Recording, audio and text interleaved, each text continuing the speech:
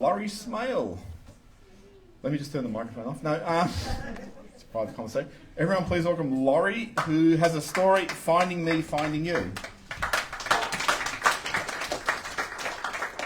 Thank you very much. This is my first evening here, and I find it fascinating. I'm the creator and author of my Magic Minute series on YouTube and all the other platforms that are available. 9 months ago, I knew nothing about social media, but Sue Elson has introduced me to a whole new world, and I'm excited about it. I'm 78. I'm like Grandma Moses. I'm starting off something new. I've had decades of writing and stuff before that, but then I had a hiatus of about 10 years. And so this is quite exciting for me to be here tonight. I've written 3 books. One of them is called How to Take the Panic Out of Public Speaking. The other one is called How to Be a Conversational Success. And the one I'm going to talk about tonight briefly, I don't want to go down the trapdoor, is called Finding Me, Finding You. It's an exciting journey about overcoming insecurity and self-doubt. And this, notice on the front it's got a butterfly, he's only half formed. Well, that used to be me for decades of my life until I found me. And it came about because I'm a late starter. I got married when I was 44.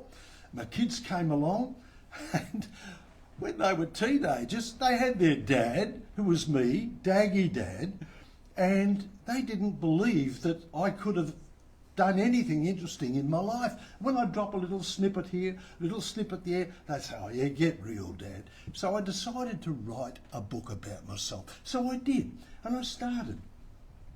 And as I wrote, I thought, this is interesting. I've got a story here.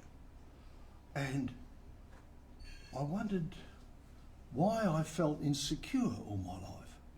And it came out, and I was always on the move, always running away, right up until I was nudging 50.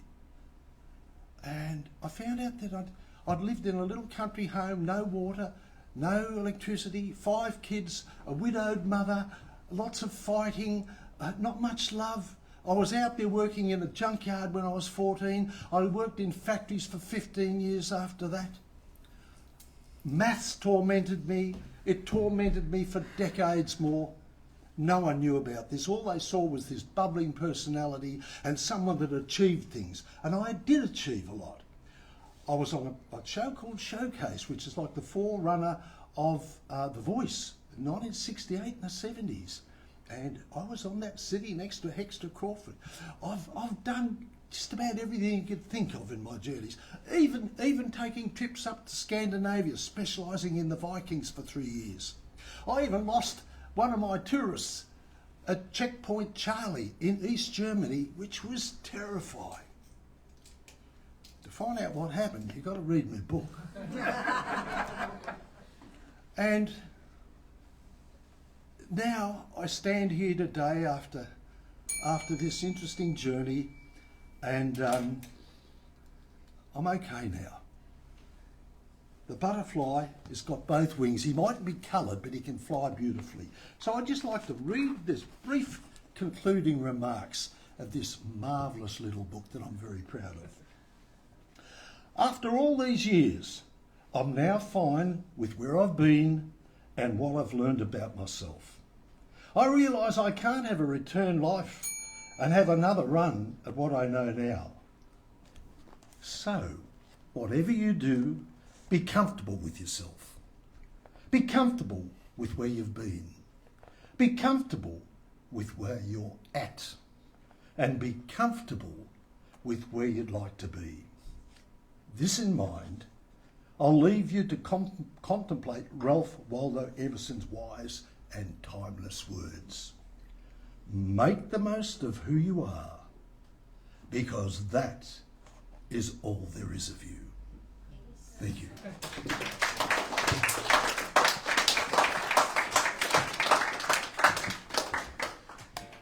Thanks, Laurie. That's really motivational. George Eliot, the author, had a really good comment. It's never too late to be what you might have been, which just sort of says, you know, you can still do whatever you need to do regardless of age. Not that your age, but